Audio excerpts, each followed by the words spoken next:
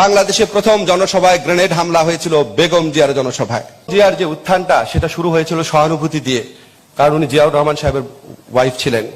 কিন্তু আমার কাছে খুব অবাক লেগেছিল, আশ্চর্য লেগেছিল যে অল্প সময়ের মধ্যে সহানুভূতির জায়গা থেকে উনি কিভাবে সম্ভ্রম, সম্মান এবং শ্রদ্ধার জায়গায় নিজেকে নিয়ে আসেন।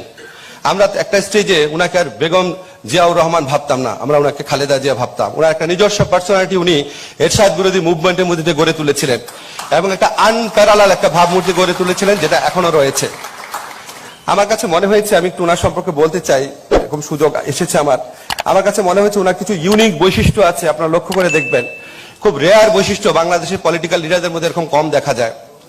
উনাকে আমরা সবাই জানি উনি আপসহীন, উনি যেটা বলেন সেটা থেকে নড়েন চড়েন না।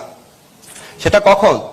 যখন জনগণের কল্যাণের জন্য, আমাদের গণতন্ত্র পুনরুদ্ধারের জন্য, হিউম্যান রাইটস পুনঃপ্রতিষ্ঠা করার জন্য, তখন ওনার অবস্থান থেকে